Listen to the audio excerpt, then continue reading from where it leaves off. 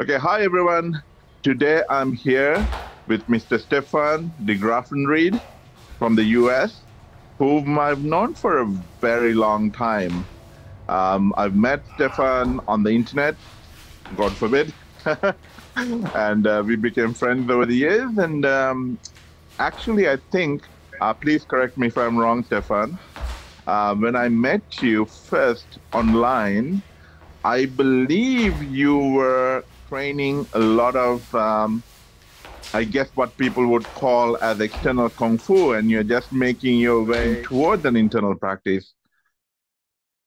Well, I had been doing internal kung fu for quite a number of years when I met you, probably since like 1991 or something like that.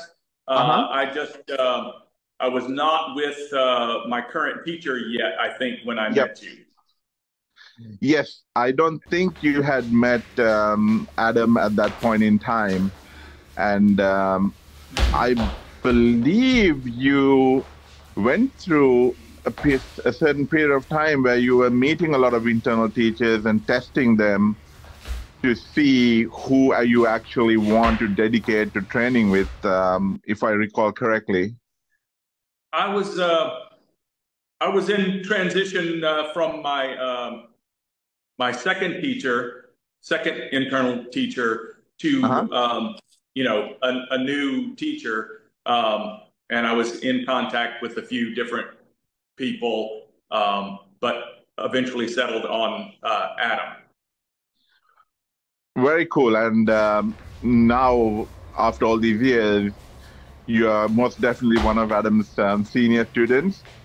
And I would say you're one of the students who actually get out there and leave your doors open to be tested by anybody. And Sure. I really appreciate the fact that you put yourself out there like that. And I know that a lot of people would like to have that narrative that, oh, these internet people are so scared to have anyone test them. But the reality, in my experience, is that a lot of the good internal arts people can't be bothered with everyone who's looking for 2 minutes of fame trying to come and knock on their door. You know what I mean? And which I Sure. which I which I appreciate without a doubt. But I also respect that you put yourself out there and leave yourself open to be tested by all these naysayers. And in my understanding, not many have turned up. Nobody's taken me up on an offer yet. You know, so I'm still waiting. I do go to a couple of different push hands events every year to meet up with people, Mhm. just to have camaraderie and hang out with people. And I invite people to show up there, as Yep. well. But yeah, nobody wants to really, I guess, get their illusions destroyed, you know. That's right. And it's also the narrative, isn't it? The narrative that, oh, I'm so badass that these guys are scared to touch hands with me, narrative that they put out there about internal people. Like, for example, Alan Witcherly from the UK, his criteria is that you have to be in driving distance. And he's somewhere in the UK, right? And he goes Right, and right. challenges everybody who's like in a different If I continent. lived within driving distance, then he would not have any more arguments about anything. It's really convenient for these guys to come up with all these things like, oh, it has to be in driving distance. And if when that problem is solved, oh, I don't want to pay money to go to this workshop to meet this guy. And when that problem is solved, oh, they most probably won't let me record. So what's the point anyway? So there's all these series of excuses they have lined up because they don't want the facts to get in the way of the narrative. Because the narrative is that internal arts people are scared, they don't know kung fu, they don't know what they're doing. There's noise people hoodwinked by these evil charlatans. You know what I mean? Like this is the narrative, right? Right. Yeah, I did have a friend, and you may know this guy too, but he was a member of the notorious Bajiquan project for quite a Right. number of years, and was a very big naysayer. And he um, put his money where his mouth was and went to a workshop and met up with Adam and um, had his mind sufficiently blown and came back and reported to the Fajin project that it was all real. He had been wrong all these years, and they immediately kicked him out of the group. Were you even there on the Chuan when this whole Fajin project thing like happened? Like when? Oh yeah, yeah. I was there when Stewart started the whole thing. Right. Because I got kicked out of the Fajin project because I countered Stuart's narrative in terms of his agenda in starting the Fajin project, and he couldn't take a chance. He just kicked me out. I don't want to hear from this guy. I never joined it, but you know, every once in a while I might go and take a look at it if I feel like getting angry. You know.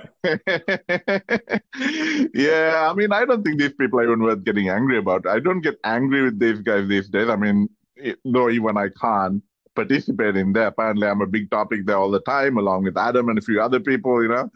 So I time to time I get on there and have a chuckle, but yeah, I can't really interact there anyway because I'm kicked banned from the group, right?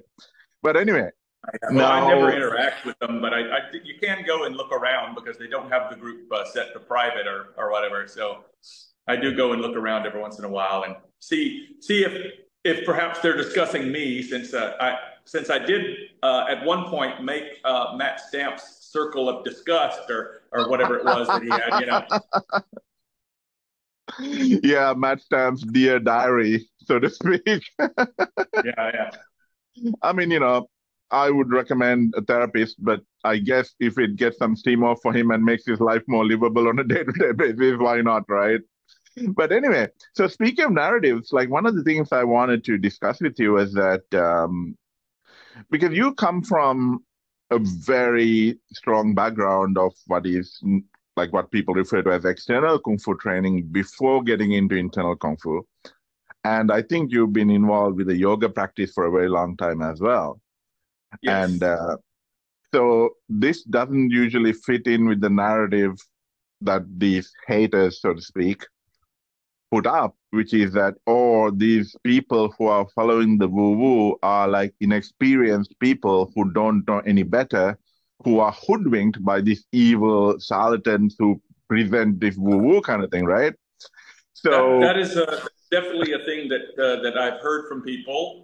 People have said that to me, and it's well, in my case, it's just patently ridiculous on its face because I started training in martial arts in 1972, which is a very long time ago, if you can do the math.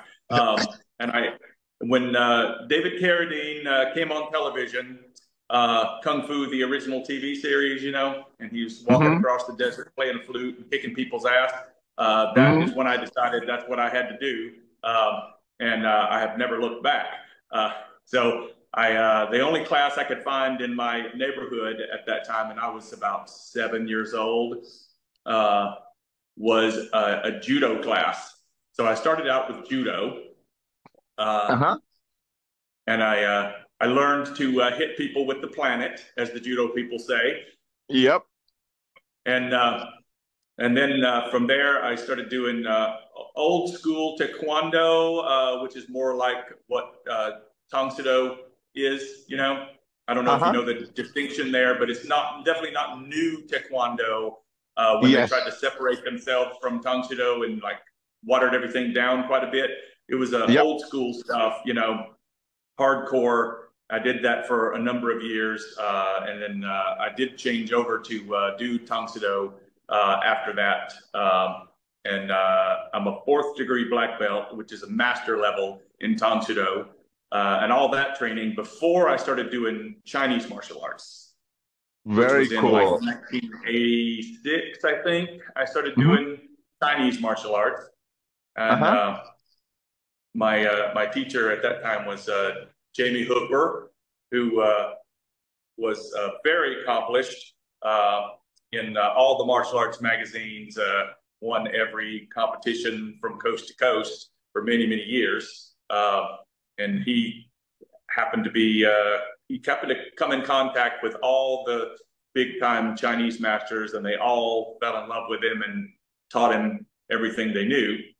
Right. So when I first started learning from him, I learned Hung Gar Kung Fu, and then I guess I practiced that for 2 or 3 years. I was doing the iron wire set, and he finally decided that I didn't look very good doing Hung Gar, so he started teaching me Northern Shaolin. Right. And so I seemed to look a lot better doing long fist kind of stuff, very spread out, because I was very flexible and, could jump around. I was young, Yep. And and then different Mantis styles from him, and Baji and Piguazhang. He started learning from Yang Xiaodong in Ohio. Right. Yang Xiaodong, Tony Yang is his American name. Right. He studied with Grandmaster Liu Yanchao, lived with him, and so he started learning Baji and Piguazhang and Mantis from Yang Xiaodong, and he would come down and do workshops for us. And so Grandmaster Yang is probably the scariest human being that I've ever met in my life. I can imagine. Very, very scary man, yeah. Anyway, all that to say that, I did lots of hardcore training. My Kung Fu teacher made me hit a tree 2,000 times the first time I came to class, Wow. because he would try to make everybody quit because he didn't like teaching. And he thought if I could make him quit in like the first 2 weeks, then they probably weren't going to be any good anyway. So I don't want to bother teaching them. So he would make us do the most ridiculous things. So I hit this tree 500 times this way, 500 times this way with both hands in horse stance. And if I came up out of a perfect horse stance, I had to start over again at 0. Right. Counting again, right? Yeah, and that was the first week. And the next week I came back, he put me in front of a stump, and I had to hit the top of this stump like this 500 times, like this 500 times, both hands in horse stance. If I came up out of horse stance, I had to start all over again. So anyway, that went on, every kind of torturous thing he could think of, So I'm not going to be easily hoodooed by somebody, that thinks they're going to pretend to push me around or pretend to knock me across the room. I've been beaten with sticks and held concrete blocks over my head for an hour, like crazy, crazy, hardcore traditional Kung Fu training, not like stuff that's taught today where you're just jumping around and kicking and, patting yourself on the back and going home, Yeah, it's unfortunate how modern Kung Fu world is dominated by the wushu training that at one point was basically an adoption of like Swedish and German calisthenics into these practices, and then it got transformed into what we have today. And like the type of traditional Kung Fu that you're training, that you're referring to, that you are training, it's very hard, if not impossible, to find these days. And of course, you put in your mind. You really can't find it these days. I haven't seen anybody in the last like 20 years that was doing it, So, like I said, I trained my entire life from the time I was 7 years old to make sure nobody could push me around, bully me, beat me up, take advantage of me or anybody around me. So, I'm not going to pretend to get knocked across the room by somebody, Exactly right. And you put in the miles. Obviously, you've been training since before I was born. Right. You've been around the block, so to before speak. most people were born. That's right. So you've been around the block, so to speak. On a I'm related 60 note, years old. right? So you've got a few notches in your belt, and Right. I'm sure you know what it's like to fight. Yeah. It's really funny because one of the recent conversations in this particular group that we were talking about before was that they were telling someone who retired from the U.S. Air Force 24th STS, which is basically one of the Tier 1 special operators group in the U.S. military and arguably more respected than the SEALs and the Rangers. They were telling him that he didn't know anything about fighting and violence. and promptly kicked him out of the group because he didn't buy their bullshit. You can't make these things up. Yeah. So anyway, very cool, very cool. Like, even though we've known for a long time, I didn't know about your background in that much detail. I knew that you did some badass stuff, but I didn't realize it was that extensive. Thank you for sharing it with us. So from there, how did you get into the internal practice, and why, may Well, I I, ask? I, I saw some people doing Tai Chi, I'm sure, on television when I was a kid, and I really Uh-huh. wanted to learn it, but there was really nothing around here. So I did get a chance because my Kung Fu teacher decided that he wanted to learn from Doc Fai Wong in San Francisco. And Uh-huh. so I went out there with my Kung Fu teacher and met up with Doc Fai Wong. I started learning Tai Chi from him. And even though I had already been doing Northern Shaolin and Mantis, he really wanted me to stop doing that and do Tsai Fo from him, um, along with the Taiji. And Uh-huh. so I did. I studied Taiji from him and Tsai Fo for about 15 or 16 years, probably. Wow. And then I met my second Taiji teacher, who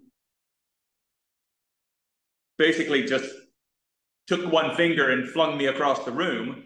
And Right. then I was like, oh my, that's what I've been looking for. Uh, Uh-huh. you know, and not that I thought Doc Fai Wong didn't know anything, Yep. that he just didn't know how to do that. Yep. So I started learning from that guy, and I was with him for about 5 years, and then he decided to disown me, and so that's when Right. I'm about the time I met you, I think, somewhere in that period. Um, you may know the individual that I'm speaking of, but I Yeah, don't I really do. talk about so anyway, I was talking to a couple of different teachers about taking me. I even sent some word out to someone who knew Chuan to see if he would take me, Yep. and but anyway, I ended up with Adam, which is probably the best thing that could have ever happened. I didn't know it at the time, but it definitely was the best thing that could have ever happened. Um, he's been able to explain everything in clear, concise language, and you know, help me to get further along in my training. Plus, the cultivation aspect is what has really been the most beneficial in my life. You know, I have no doubt. I mean, since Adam and I are very good friends, anything good I say about Adam may be discounted for by people on the basis of bias, but it needs to be said that I've personally, in person, known Adam since 2008, and I've known him online a little bit before that. And so I've seen the transformation of a lot of his top guys over the years. And if nothing else, the transformation and growth of his senior students over the past decade or so alone is reason for people to feel grateful and blessed about having Adam as a teacher. Like, the journey that these people have been through and what amazing, wonderful human beings they are is a testament to the transformative quality of the training and the cultivation aspect of it that you're talking about. in my view. And of course, they're Yes. pretty badass too, right? Like, I mean, Oh, you well, know, yeah. He's I pretty scary, you know. mean, can you share a little bit more about how you met Adam and what made you make the switch, or rather decide to commit to Adam's system? Because Adam is actually very systematic in his teaching, right? So I know it's difficult for a lot of people who come with a lot of experience to start from ground up again under Adam's guidance, because Adam, I know, wants to make sure that like all the I's are dotted and the T's are crossed as you go through the system, which means that for a lot of people who come with exposure to Tai Chi, have to basically literally like really empty the cup and start from the bottom, right? So, That is definitely true. I've had to empty my cup a couple of different times with different teachers, and I just found it's the best thing to do, because bringing along some baggage just slows you down. You know, when I first talked with Adam online, we met in the Chuan uh-huh, on Facebook, and he told me he was coming to the U.S. to do a tour, and I was like, "Well, can you stop here, and do a workshop here?" And and he was like, "Yes, just make all the arrangements with the person that was taking care of that at that time," and I did. And he came, and I met him, and as soon as I touched him, well, for one, he felt like when I touched his chest, he felt exactly like my second teacher, and I was like, oh, that feels like a brick wall, he's not joking around, and then of course he just, you know, flung me across the room, and I was quite a bit heavier at that time. Actually, I uh-huh, hadn't lost much weight at that time, so I was maybe 60 pounds heavier than I am right now, and he uh-huh. still just flung me across the room, sliding my ass across the floor, slamming me into the wall with two fingers, and I was like, where do I sign up? Because this is it. And he said, okay, just, you know, Well, yeah, I think that's pretty much the experience of not just you, but many of Adam's students. It's the fact that whatever they had brought to the table from their previous training had virtually no effect on Adam. right, nothing, yeah. And a couple of people have told me that that was the most unnerving thing for them, because Adam basically handled them like a toddler, was the expression that was thrown around. That is And true. and I think I again need to make that point that a lot of these haters and their narratives, they basically like to say things like, "Oh, Adam makes us stand for like 3 or 4 hours before he even touches us, so he softens us," right? And that uh, that is so ridiculous. Yeah, I mean, so tell me ridiculous. about. I hadn't stood at all when I first met him.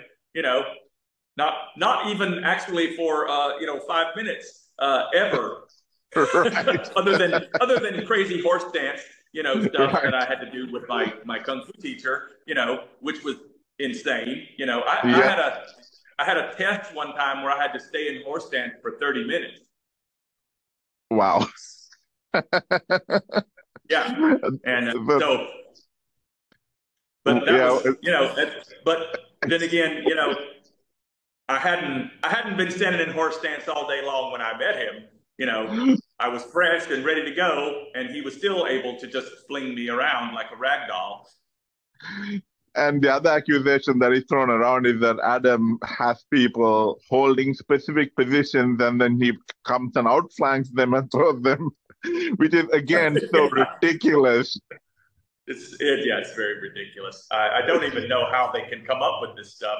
It's you know So this is an interesting thing actually. I've kind of experienced how people come up with these things in reference to the Power of Chi movie, where like the idea that what Adam was doing was recognized as something unusual at the very least, and something that is challenging by these top level athletes was very difficult for this particular group to understand. So they Yeah. kept on throwing these falsities out there.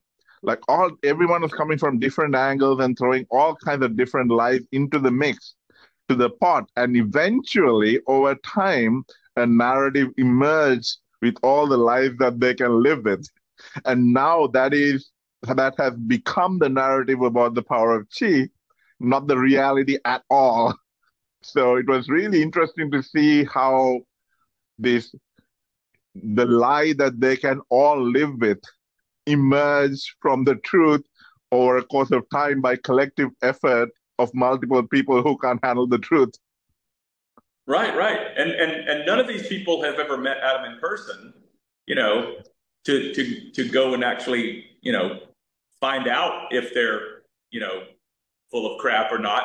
And really, as far as the power of Chi movie goes, they could easily just, you know, talk to Machida or any of the other people that were there, and then I'm positive they would say, "Oh no, that was real. Well, that's the thing, Nobody right? paid me to act like I'm an idiot." You know, That's the thing, right? Like, how much do you think that these top level athletes would charge if they were faking it to put themselves up for that kind of ridicule over something like that? They have reputations to protect. right? So, none of this stuff is based on reality at all. It's again like, the lies that they can live with in their own little world of ignorance. And they collectively come up to this narrative, and then that becomes the truth within that group that is repeated over and over again, right? So, Right. like basic propaganda stuff. Exactly. It's But what they can live with because they can't fathom the fact that there's something out there that they can't do, you know. that's exactly right. And the other side of it is like you were mentioning earlier, like, I was there at the very inception of this group, right? You look at what they were doing, like at circa 2007, 8, or whatever that it was, and you look at what they're doing today, you see very, very, very little progress and growth, Oh yeah, if at there's all. been no growth in any of them. They're still using the same arguments, still posting the same videos and making the same comments. And It's still it's as ridiculous. blind as they and still as blind as they ever were to the real deal. Right. And it's And quite easy nowadays to find out if something is real or not. I mean, you know, it's easy to find people now. I mean, when I was first trying to learn Taiji, there was not even an internet. You know, we had to right, look in martial arts magazines and see who we thought might be good based on an article they wrote or whatever, and fly out to San Francisco and find out if, so and so was any good or not, and then decide if we wanted to learn from them. It was insane back then. I mean, it sounds like the very act of even trying to find a teacher was more difficult than the amount of Yes. effort that these headers are willing to put for that Yeah. fight to And you death. you definitely had to put in some time and money with somebody for a while to find out if you were even wasting your time or not. Exactly right. And you don't know when you turn up there. It takes time to look at their seniors and look at what they do, Yes. what their character is outside of the cone and all this other stuff, right? It takes time. Right. I And think people take for granted that they have YouTube now and they can just look at thousands and thousands of different people that do stuff. I think honestly that is part of the problem as well, in the sense that I Yeah, think, it's a blessing and a curse. yeah, exactly. I mean, I have been blessed because I've got to meet a lot of people online, and I was fortunate enough to meet some amazing people online. And I was very fortunate in that. But I think at the time I got into these online martial arts communities, it wasn't such a big thing. So there wasn't nearly as much noise as you see today. There was some signal that you could tease out, and I Yes. mean, there were folks like There were Adam a and few Mike. people, there were just a few people out there that you knew something, like Michael Exactly. Phillips, for instance. Uh-huh. Michael, you knew, was an old school guy.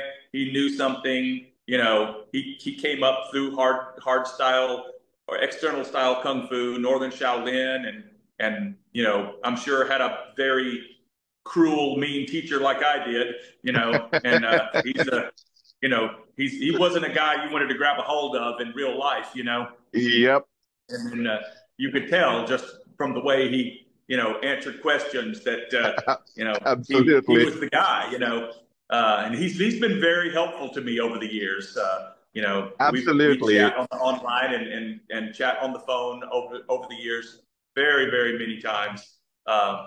So he's a great Absolutely. guy. And he's a great guy. And I mean, he doesn't suffer fools, so to speak. Right, right, And he certainly doesn't pull any punches at times. But right. even though he's not my official teacher, I would say he was one of the most influential people in my Taiji journey, especially in the beginning, because I was I would still say that learning too. what this was about, right? And yeah, so basically, at the time, I think it was a little bit easier to find the signal in the noise than today, where there's a lot of noise, especially after COVID, where everyone transitioned to online teaching. Now Right. the whole space is full of noise. And I mean, obviously, I think getting back to what we were talking about, I think that this journey of discernment is part of the process where you basically meet many teachers and learn to evaluate what they're all about and then figure out what's right for you. You learn about the teachers, you learn about yourself. Sometimes when you meet people, right, you see things in them and you realize, like, well, that's really not my thing. They may be a great person or highly skilled, but maybe this one aspect is not my thing. So you learn a lot about yourself as you go along. So I think that process has been shortcut by all the noise today, and people are literally sitting there doing Tinder on teachers, right? Swipe left, swipe right, right? Right, right. It does seem that way. So they're measuring teachers on very superficial parameters without developing any skill of discernment and learning about themselves or what they're looking for in a teacher through that process of trying out teachers. I think that is one of the curses of the modern day for a beginner. Yeah, it is. It's too much information, and really, well, too broad Yes, of a range of people to choose from, and not enough time spent with each one to actually see if they're real. I mean, you really have to get in front of somebody in real life, uh, that's right. to really know whether you want to be around them. You know, Exactly right. And you could look at the seniors as well to see, like, how long they stay with the teacher, right? Or where have they right, started and where are they today? And like I was saying before, to Adam's credit, like when I see folks like Paul and Andy and Curtis and all these guys, it's quite amazing to see what skilled, lovely humans that they have matured into. And right, and that's a true testament to a teacher who is making the world a better place, really. right, right. I mean, that's what we're supposed to be doing, is cultivating ourselves into better human beings. And I I've heard people say that I've heard people say after doing martial arts for a long time, they think, well, I think I'm too violent. I want to be more passive. I'm going to stop doing martial arts, and I, I told them that that's just not something. I mean, if you're, what I consider a martial artist is somebody that the martial art basically chose them. You know, they didn't Absolutely. they didn't choose that path. The path just there was no other way. That's what they were going to do, you know. And that path I chose at like 7 years old. When I saw that guy kicking people's ass on television, I was like, holy crap, that is what I'm going to do, you know. And I think, you know, if we all have a job in our communities, you know, there are people that are shoemakers, and there are people that are, you know, clothes makers. There are people that are chefs, and people that fix toilets, and people that fix cars, and there are people that are protectors. Mm-hmm.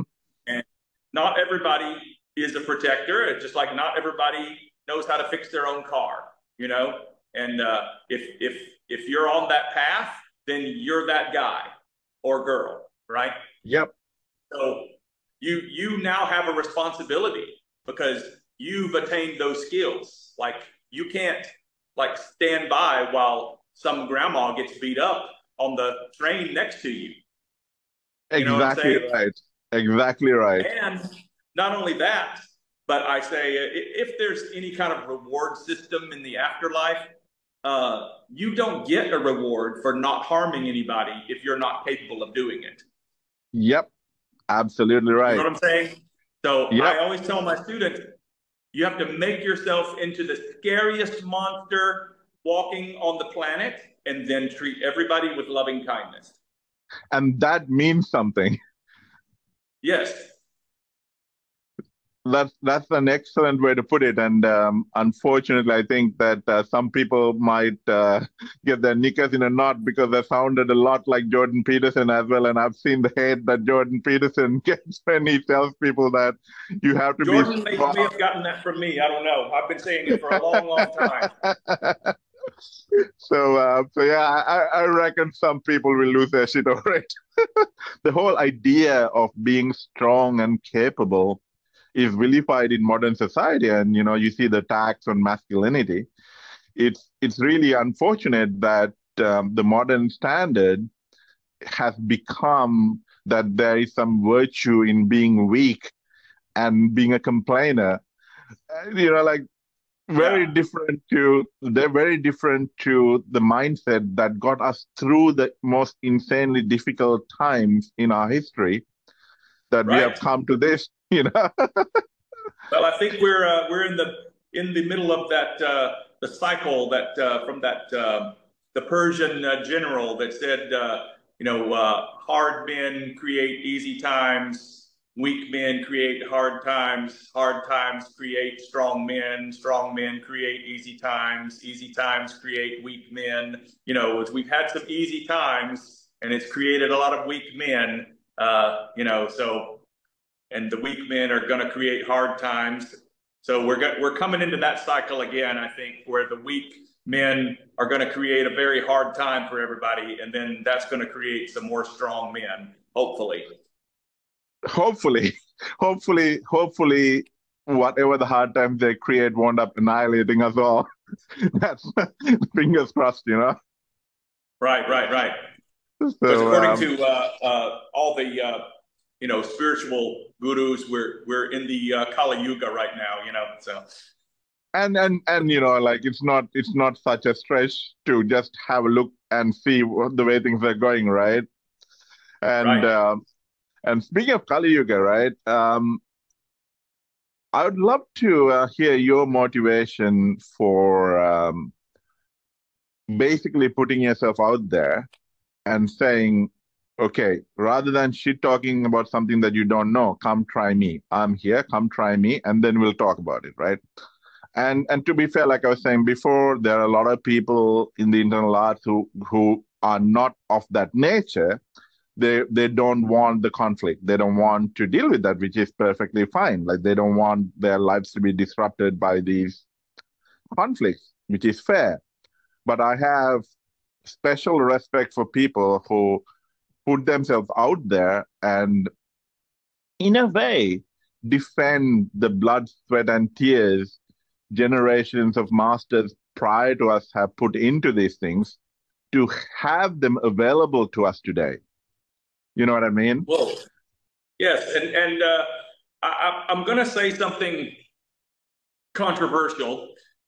Uh, I'm obviously from the old school of martial arts, right? And Hmm. and it was taught to me that martial arts was for killing people, not for knocking people out, not for making people tap out, not for, winning a trophy and going home with a medal around your neck. Martial arts was for killing people. And Hmm. all the techniques we trained for power so that we would only have to hit somebody one time and they would be dead, right? Uh-huh.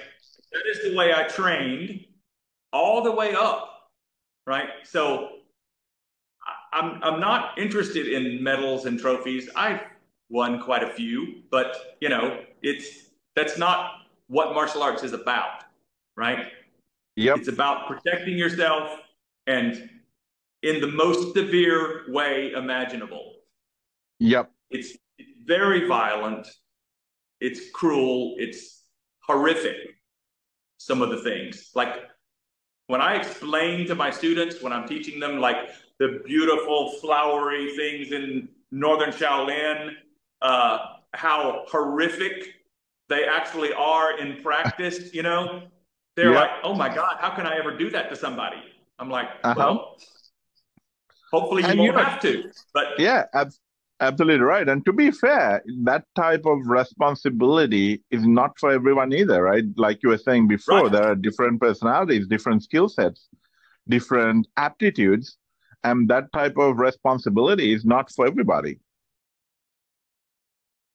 So I'm not afraid of people, in other words.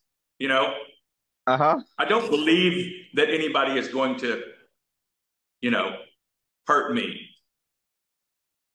My kung fu teacher hung me from a tree and beat me like a punching bag until I didn't flinch, you know? Right. Yeah, so this is the thing. I think that all these guys who are throwing around this, oh, I fought in full contact. They don't really understand what physical conflict or violence looks like. I mean, you know, to put things in perspective, right? Back in my day and our day, which is fairly close enough, like, when we were going to school, right?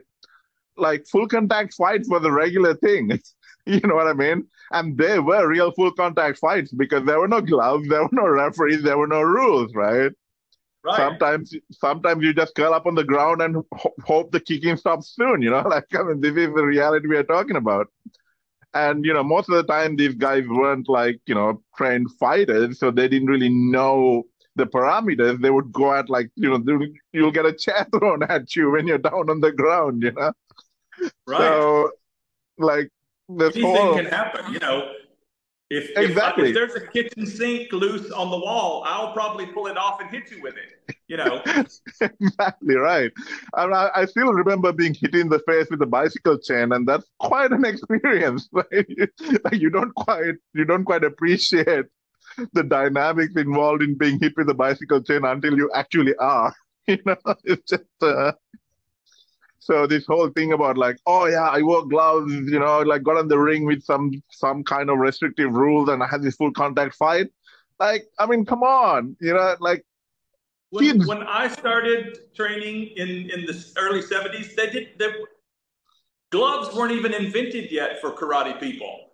When we Right, went to a tournament, there wasn't any hand and feet protection, no headgear. That you were lucky if they got you a mouthpiece from the football team, that you had to, right. like soak in hot water and put it in your mouth, you were lucky if you got one of those, and it was all full contact, Exactly bare right. knuckle full contact, even for little kids.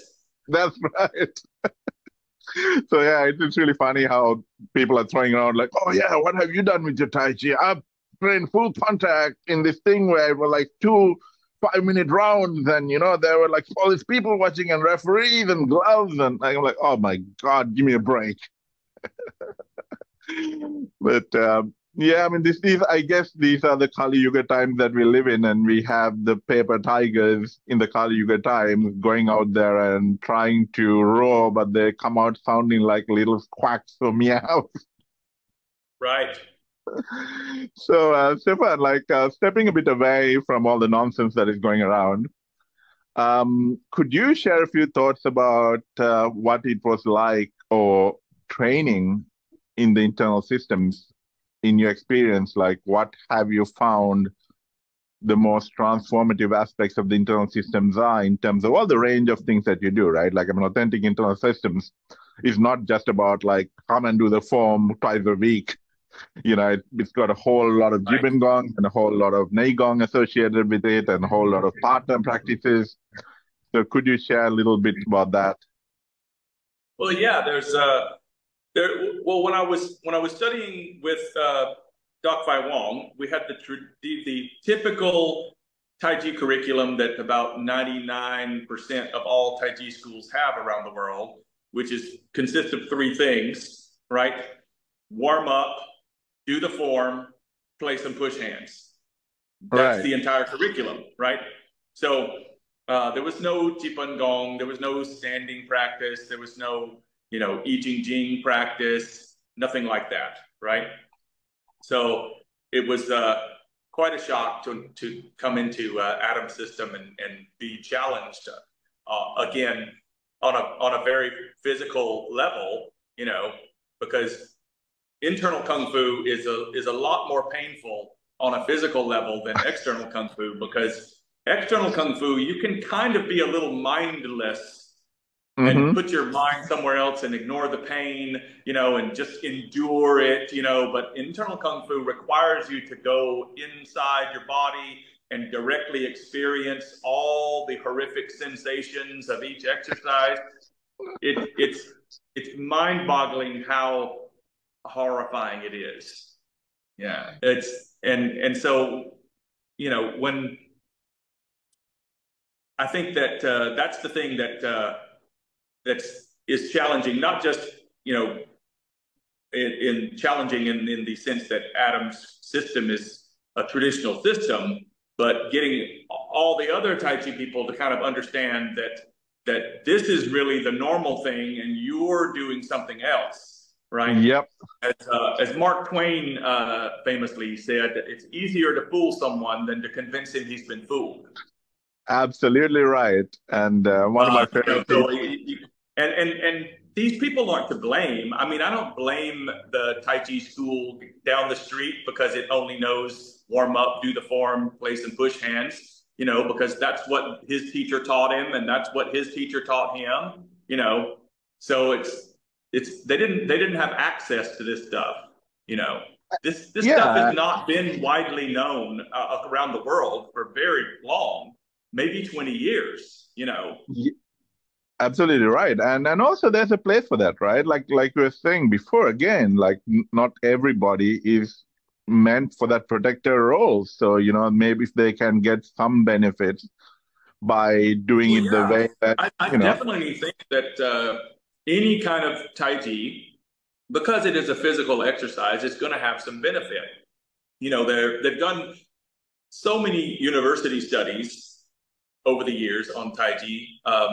One famous study in Atlanta at Emory University in 1986, where Mhm. they took all these elderly people, broke them into two camps, sent one group to do gym exercises.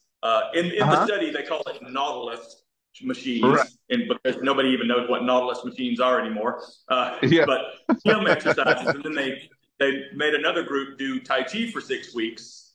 They put them on a platform that wiggled and tested how many times they had to grab the rail. So they did that at the beginning. 6 weeks later, they did the same test on everybody, and there was virtually no change in the people who went to the gym for 6 weeks. But the people Yep. that did Tai Chi for 6 weeks didn't have to grab the rail anymore, when they were wiggling the platform. Right. So, and all of those university studies were done with the crappiest version of Tai Chi that anybody has ever seen, right? Right. So, not authentic Tai Chi where you're really like challenging yourself and doing this hardcore stuff. So, obviously, all Tai Chi, no matter what it is, probably has some sort of benefit. And that's exactly what I've come across in study after study as well. Like there seem to be unique effects of Tai Chi compared to a lot of conventional exercise that sets it apart. And this seems to come out time and again. And like you were saying, these are not authentic trainings. This is like basically look Right. like you watch me and follow me do the form slowly, right? So Right. And some of them are just little abbreviated versions of form, like 4 moves, 5 moves, eight that's right. moves, you know. So, That's right. So there's an undeniable amount of evidence that the way Tai Chi moves, the slow aspect of it, and the spatial placement of your like spatial positioning of your limbs and so on and so forth, that entire process has that recipe has some fairly unique qualities that you can't necessarily get from things like badminton, for example. But even though badminton is a great exercise, right? And right. right, so I would not discount for certain populations at the very least. Like imagine the game changer it would be for the elderly who are quite prone to falls to have that ability to have greater degree of stability, right, while doing Right. day-to-day work. Well, that's So that's what the whole Emory University study was about. Reducing the risk of falls in the elderly. right, So which is huge, right? Which is huge. huge. It was huge. So so yeah, like so there's a place like Taiji is one of those things that has a place in the world that benefits populations at each level of authenticity and seriousness, so to speak, for lack of a better word. Yes, And that is something amazing about Tai Chi, I find. I agree. And yeah, so Stefan, I think I've run out of things I wanted to ask you about in this interview. I would love to have a chat with you later on down the road, um, picking your brain about some of the actual self-defense and fighting aspects of application of Kung Fu. Like I like, and this is again something that is very misunderstood and not practiced today.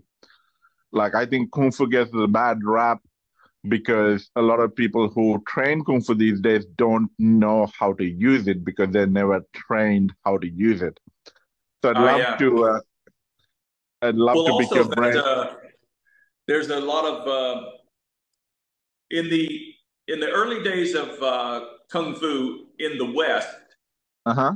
Most of the kung fu that came to the United States from China uh, was Southern style kung fu, like Wing Chun, Chow Gar, Five Family System, White Crane, Hung Gar, Sai Li Fo, mostly just Southern style because those were the people that were in the South near the coast that got on the boat, that Yeah. got here, right? And authentic Northern Kung Fu has only been around out in the public in the West for maybe 30 years, probably more like only 20. Right, right. So a lot of the northern long fist, mantis kind of things, people used to use southern style kung fu applications to try to figure out what northern kung fu was doing, right? And it's a Right. completely different animal,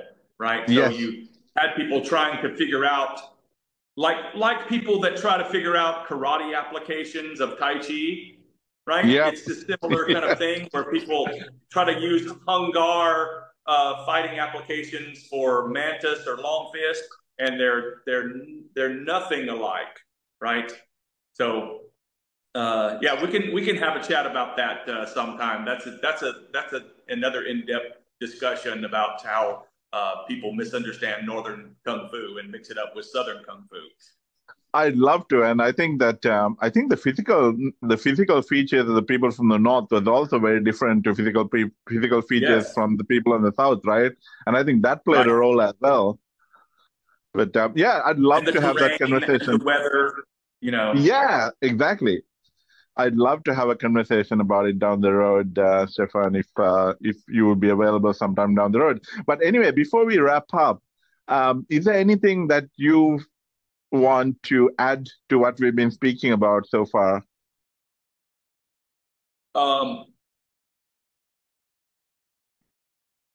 I can't think of anything. I mean, other than the fact that I'm easy to find, my address is online. Just message me, come and see me. Yeah, we will see if that ever happens. And my website Stefan, is wudongcenter.com. Wudongcenter.com. You can find me on all the social media platforms at Taiji Creature. That's my social media handle everywhere. So whatever platform you're on, Taiji Creature. So not exactly hard to find. I'm not hard to find. Great, my friend. Thank you so much. And it was great having this chat with you. And thank you for making the time in such short notice, because I think I only asked you yesterday if you wanted to jump on and have a chat. And thank you very much. Right. I will look towards releasing this probably for the weekend, because that seems to be the time that most people have some bandwidth to actually listen to something that is more in depth and contemplate on it. So I will probably release it on the weekend, but I'll let you know, and I'll let you know the version that is getting released as well prior to being released. Thank you very much again. Thank you. Have a great afternoon, sir. Thank you very much. It was great talking, as always. Cheers, man. Yes, sir. Ciao. Bye. And the Negong, where you're in your crown, which is, up here between these 2 points. Between the horns. Between the horns. And you're organized over your heels, like Joey always says to do. Going through your horns. And then you're I don't think he's gonna be happy. expanding through. Ah! He's turning me. He's rotating me.